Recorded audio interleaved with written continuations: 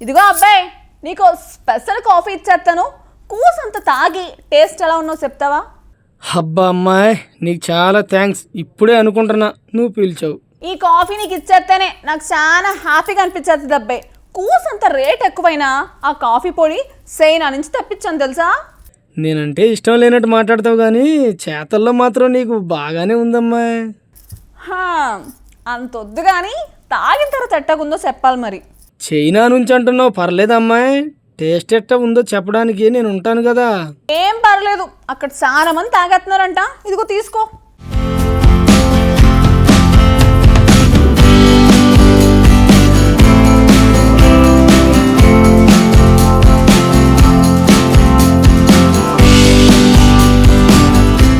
తెల్లారు లేవగానే కాఫీ ఇష్టంగా తాగేవాళ్లు చాలా మంది ఉంటారు. ప్రపంచంలో చాలా మందికి కాఫీ లేకపోతే రోజు పూర్తవ్వదు.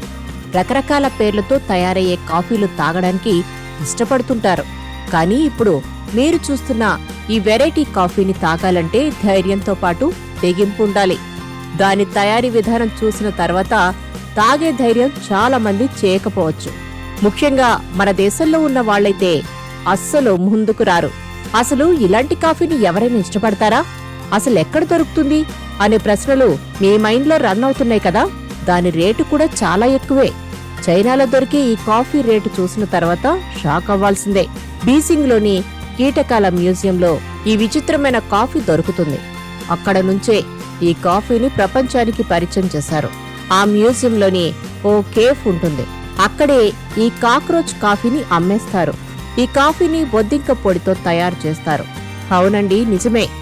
ఏంటి, ఈ మాట వినగానే కాఫీ తాగాలనే ఉత్సాహం మొత్తం పోయిందా? మరి రేటెంతంటే జస్ట్ 500 రూపాయలే. అంత డబ్బులిచ్చి ఈ కాఫీ ఎవరు తాగుతారా బాబు అనుకుంటున్నారేమో. దీనిని కూడా ఆస్వాదిస్తూ తాగేవారు చాలా మందే ఉన్నారు. ఈ కాఫీ తయారు చేయడానికి ముందుగా బొద్దింకలను తీసుకుని ఎండబెడతారు. ఆ తర్వాత వాటిని మెత్తని పొడిగా మార్చేస్తారు. ఆ పొడితోనే కాఫీ తయారు చేస్తారు. కావాలంటే ఆ కాఫీపై కొన్ని చిన్న చిన్న కీటకాలను లుక్ కోసం టాపింగ్గా ఇస్తారట. ఏంది, ఈ ఫెసిలిటీ కూడా ఉందనుకుంటున్నారా? మరి చైనా అంటే ఏమనుకుంటున్నారు? ఇలాంటి విచిత్రాలు చాలానే ఉంటాయి.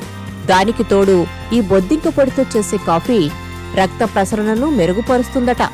ఇంకే, ఇలాంటివి చెప్తే చాలు కొందరు ఆబాగా తాగేస్తారు. ఇదొక్క రకమే కాదండోయ్.